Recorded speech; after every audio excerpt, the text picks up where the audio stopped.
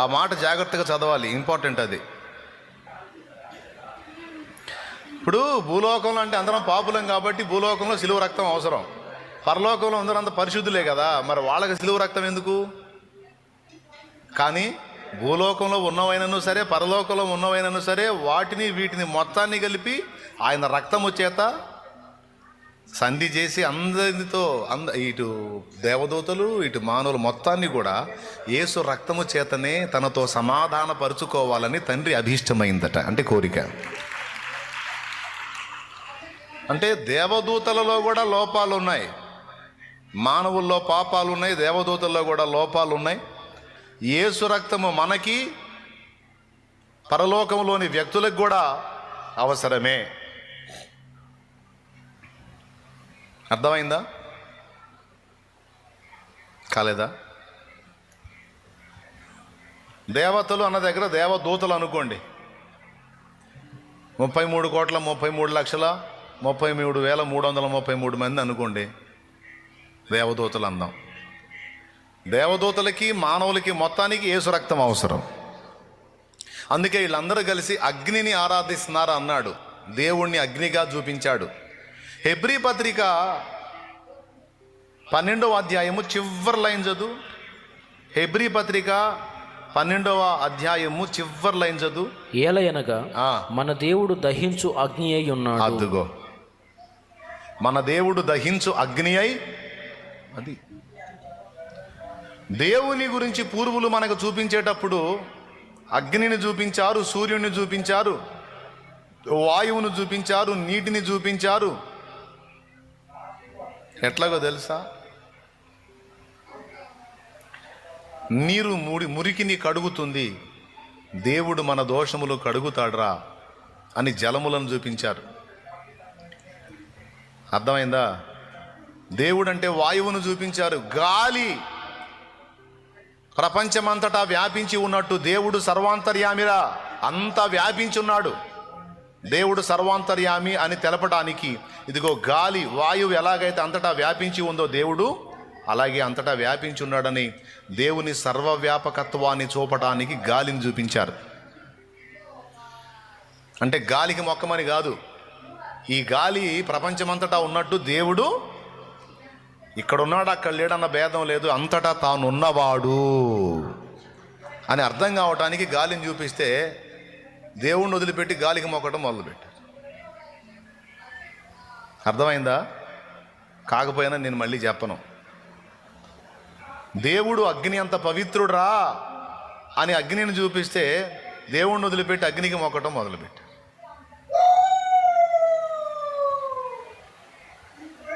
దేవుడు సూర్యుడిలాగా, సూర్యుడు రానంత వరకు చీకటి, సూర్యుడు వస్తే వెలుగు.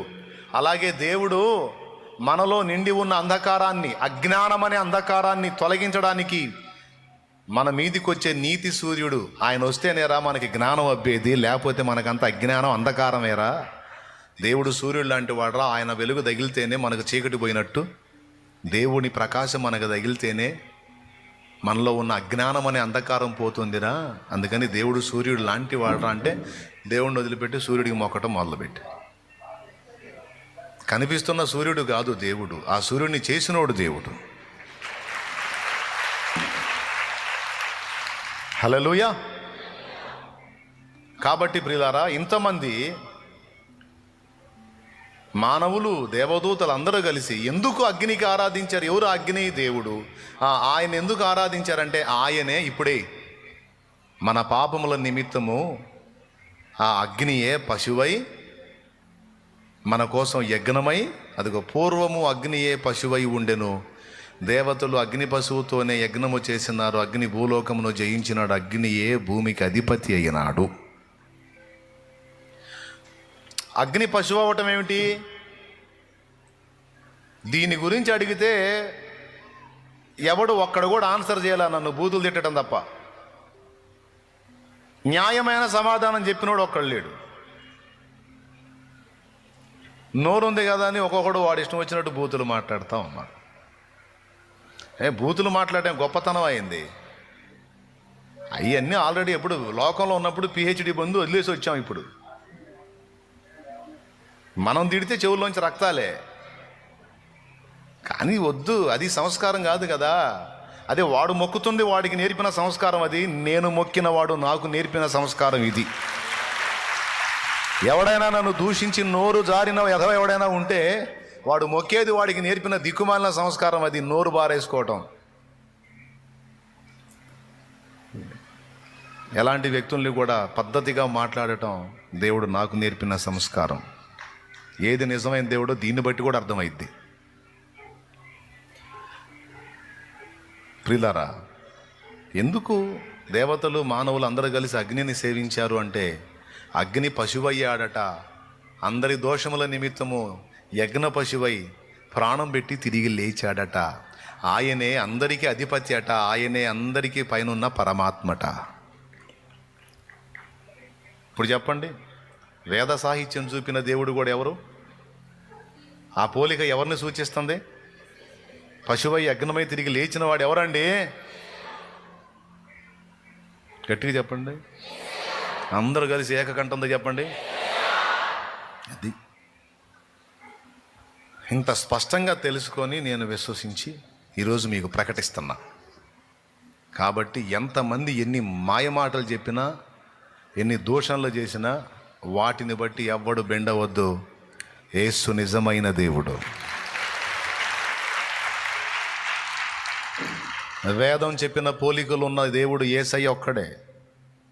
ప్రాణమిచ్చి తిరిగి లేచినటువంటి దేవుడు యేసే. అప్పులు తీరిని అని చర్చికి పోతున్నా అంటే మా దగ్గర కూడా తీరినిరా అంటారు. మరే అంతకుముందు కడుపులో గెడ్డ ఉండేది, ఆయన దగ్గర పోయినా గెడ్డ పోయిందిలే అందుకని నమ్ముకున్నా అంటే మా దగ్గర కూడా గెడ్డలే కాదు క్యాన్సర్ గెడ్డలు కూడా తగ్గుతున్నారా అంటారు. కానీ ఈ మాట యేసు ప్రభు దగ్గరికే, నేను పాపిని, నా పాపముల కొరకు ఆయన ప్రాణం పెట్టి వెల చెల్లించి తిరిగి లేచాడు, నా ఆత్మను రక్షించగలవాడు, అందుకని వెళ్తున్నానంటే అట్టయితే మా దగ్గర కూడా ప్రాణం ఎవరు పెట్టలేదే. అక్కడ ఆగిపోయింది ఇక డైలాగ్. అది పాయింట్.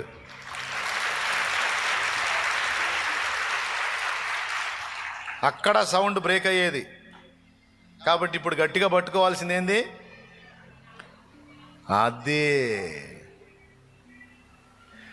మహిమలో వెలిగే ఘన దైవం, మరణము పొందిన దేవైనం, తన పిల్లల రక్షణ కోసం తండ్రే అయ్యను బలిదానం. మహిమలో వెలిగే ఘన దైవం, మరణము పొందిన దేవైనం, తన పిల్లల రక్షణ కోసం తండ్రే అయ్యను బలిదానం. తల్లడిల్లెనే ఆకాశం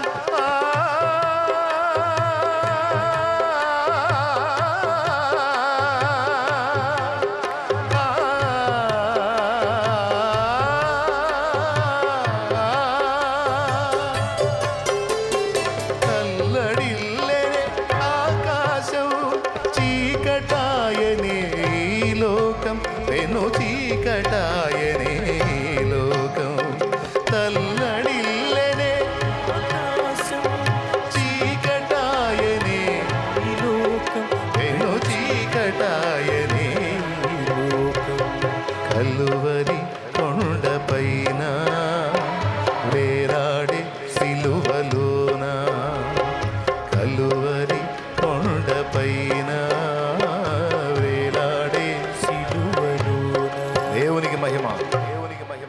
ఎంతమందికి అర్థమైంది? చేతులు ఎత్తండి, ఇట్లా కదిలించండి.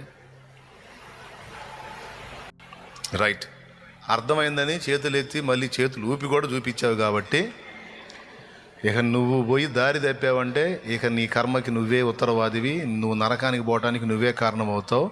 పొరపాటును కూడా యేసయ్యను వదిలిపెట్టి వేరే దాని వైపు పొరపాటును కూడా వెళ్తే నీ పని ఇక నరకమే.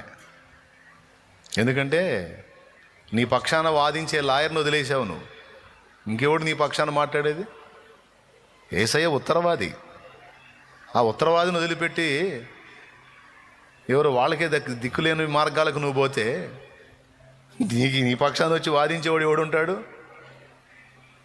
ఇప్పుడు నేను గతంలో కొన్ని మార్గాలు నడిచానండి, కొంతమందికి మొక్కాను, వాళ్ళ చరిత్రలు నేను పరిశీలించినప్పుడు అరిషడ్ వర్గాలకు వాళ్ళు బానిసలే, నేను బానిసనే.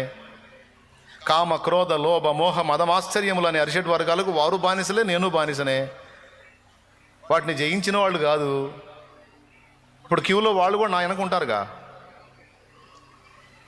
మరి ఇప్పుడు నన్ను రక్షించేవాడు ఎవడు? యేసు అరిషడ్ వర్గాలను జయించిన పరిశుద్ధుడు, జయించినవాడు. కామ క్రోధ లోభ మోహ మదమాశ్చర్యములను జయించిన పరిశుద్ధుడు పరిశుద్ధుడు పరిశుద్ధుడు. ముసలమ్మ ముసలయ్యను పట్టుకొని కూడా నా కుమారి నా కుమారుడా అన్నాడు. కామ వికారాలు లేవు యేసు దగ్గర. స్తోత్రం. ఏమయ్యా, యేసయ్యకి బామర్దులు లేరు, ఉన్నారా? భార్య ఉంటాయి కదా బామర్దులు ఉండటానికి. బావా బావా అని పాడుకోవడానికి. యేసయ్యకి భార్య ఉంటాయి కదా బామర్దులు లేరు. పరిశుద్ధుడు, అందరూ నా పిల్లలు అన్నవాడు ఆయన, అందరికీ తండ్రి. అంతేకాదు, కామ క్రోధ మితిమీరిన కోపాన్ని కూడా, హద్దులు దాటిన కోపాన్ని ప్రదర్శించలా. ఆయన కోపం న్యాయమైన కోపం. ఇంకా చెప్పాలంటే పట్టుకొని చిత్రవదగా కొట్టి దూషించి దుర్మార్గం చేస్తున్నా తిరిగి ఒక్క మాట అనని మౌని శాంతమూర్తి యేసు. జాగ్రత్త జాగ్రత్త, చేతులు ఎప్పులు పడతాయి, జాగ్రత్త, ఎక్కి కొట్టకూడదు.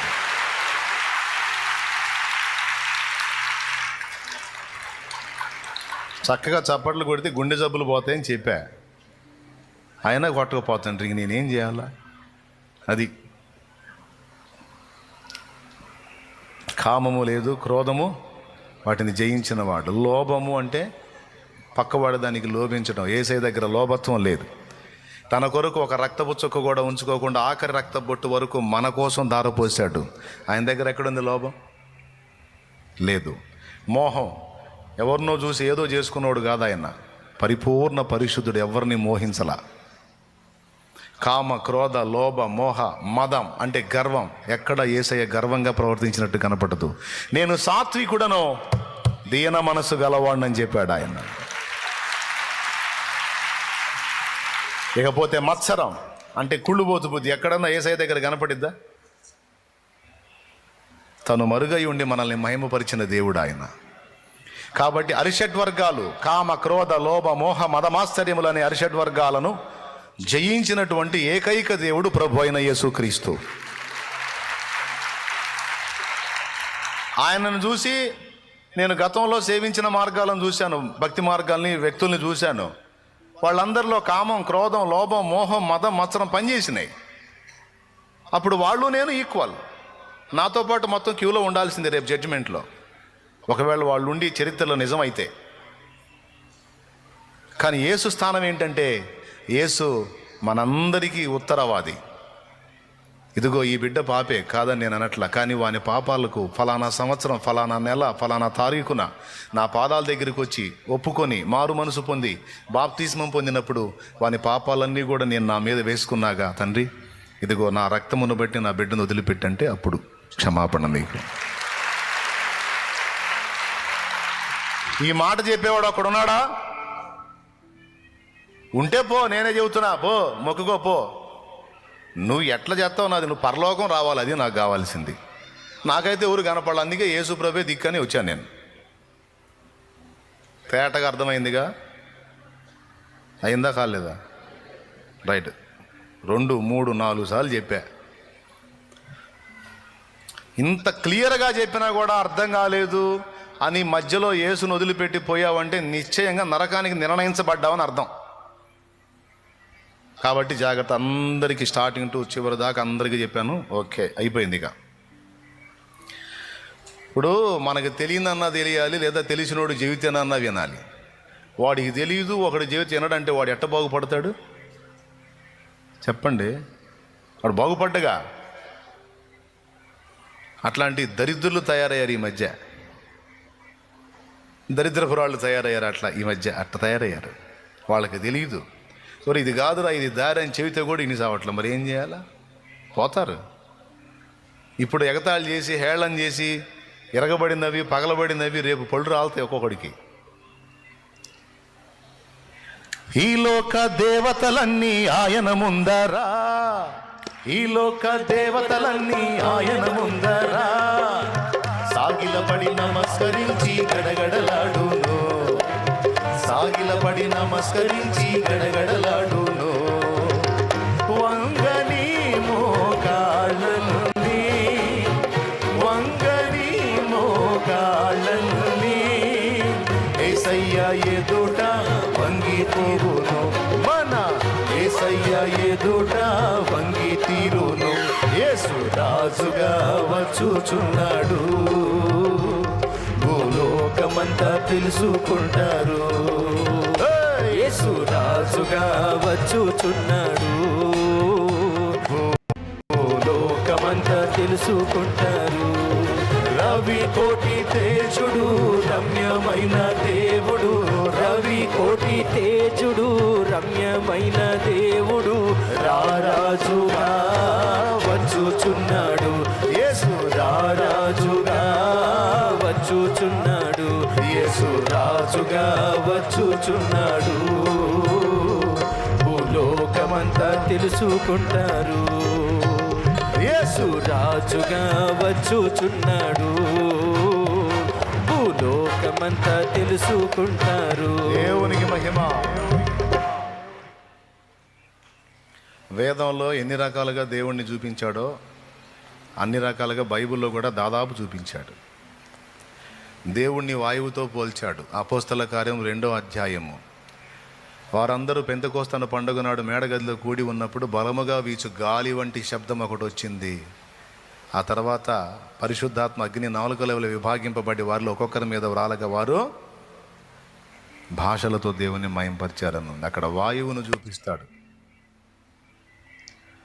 ఓకే, అపోస్తల కార్యం 2వ అధ్యాయము 2-3 వచనాల్లో మనకు అది అర్థమైద్ది, లేదా 1వ వచనం నుంచి చదువుకోవచ్చు. అక్కడ దేవుణ్ణి వాయువుగా చూపిస్తాడు. ఓకే, అగ్నిగా చూపిస్తాడు పరిశుద్ధాత్మని. ఓకేనా, రైట్. ఇందాక హెబ్రీ పత్రిక 12వ అధ్యాయము చివరి వచనం, చివరి లైన్, మన దేవుడు దహించు అగ్ని అయి, రైట్, అగ్నిగా చూపించాడు, వాయువుగా చూపించాడు. ఓకేనా. తర్వాత 84వ కీర్తన 11వ వచనం, దేవుడైన యెహోవా సూర్యుడును కేడెమునై ఉన్నాడు అన్నాడు. చూడు, 84వ కీర్తన 11వ వచనం, దేవుడైన యెహోవా సూర్యుడును కేడెమునై ఉన్నాడు. చదువు, దేవుడైన యెహోవా సూర్యుడును కేడెమునై ఉన్నాడు. అది అండర్లైన్ చేసుకో, గుర్తుపెట్టుకో. ఇందాకేం చెప్పాను, వాళ్ళు ఎవరిని చూపించారు? మీరు చూస్తే శుక్ల యజుర్వేద సంహితలో సూర్యుడు పశువై ఉండెను, దేవతలు సూర్య పశువుతో యజ్ఞము చేసిరి. సూర్యుడు కూడా మళ్ళా లేచాడు అంటాడు. ఏ సూర్యుడు? మన కనపడే ఈ నక్షత్రమైన సూర్యుడు కాదు. సూర్యుడు లాంటి సర్వవ్యాపి, అజ్ఞానాంధకారం తొలగించేటువంటి జ్ఞానజ్యోతి యేసు. అదిగో చూడు, వాయువు పశువై ఉండెను, దేవతలు వాయు పశువుతో యజ్ఞం చేసినారు. వాయువు అంతరిక్షమును జయించినాడు, వాయువే అంతరిక్షమునకు అధిపతి అయినాడు. వాయువు అంటే ఎవరు? గాలి. అంటే ఇప్పుడు మనకు తోలే గాలి కాదండి. ఒక ఆయన ఉన్నాడు, ఆయన పేరు వాయువట. అంటే గాలి అంతటా వ్యాపించి ఉన్నట్టు ఈయన కూడా సర్వవ్యాపకుడట. ఎవరో ఆయన, ఎవరో ఆయన మీకే తెలియాలి. ఎవరంటే యజ్ఞం అయినోడట, యజ్ఞ పశువుగా యజించబడి తిరిగి లేచినోడట, అధిపతి అయినోడట, జయించినోడట. ఎవరో ఆయన. మరి ఎవరో? వెంకట సుబ్బయ్య, ఏసయ్య.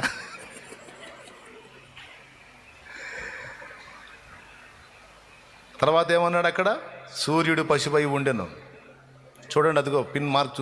సూర్యుడు పశువై ఉండెను, దేవతలు సూర్య పశువుతోనే యజ్ఞము చేస్తారు. సూర్యుడు ద్యులోకమును జయించినాడు, సూర్యుడి అంతరిక్షమునకు అధిపతి అయినాడు. భూలోకము, అంతరిక్షము, ఇంకేమండి పైన? భూలోకము, అంతరిక్షం రెండింటినీ జయించిన వాడు తానే సూర్యుడు, తానే వాయువు, తానే అగ్ని. ఆ. ఎవరైనా నీతి సూర్యుడు ఉదయించు వేళ ఇలలో ఆనందమే. నీతి సూర్యుడు ఉదయించు వేళ ఇలలో ఆనందమే. సూర్యోదయము కోసమే నే వేచియున్నాను. సూర్యోదయము కోసమే నే వేచియున్నాను. యేసయ్య రావా కొనిపోవ నన్ను. యేసయ్య రావా కొనిపోవ నన్ను. ఇలలో నీవే నాకు నా విశ్వాస ఓడయాత్ర కొనసాగుతున్నది. నా విశ్వాస ఓడయాత్ర కొనసాగుతున్నది. కొనసాగిల్చే యేసు నాకు తోడుండగా. కొనసాగిల్చే యేసు నాకు తోడుండగా. తుఫానులైనా పెనుగాలులైనా. తుఫానులైనా పెనుగాలులైనా ఆపలేవు నా యాత్రను. నా విశ్వాస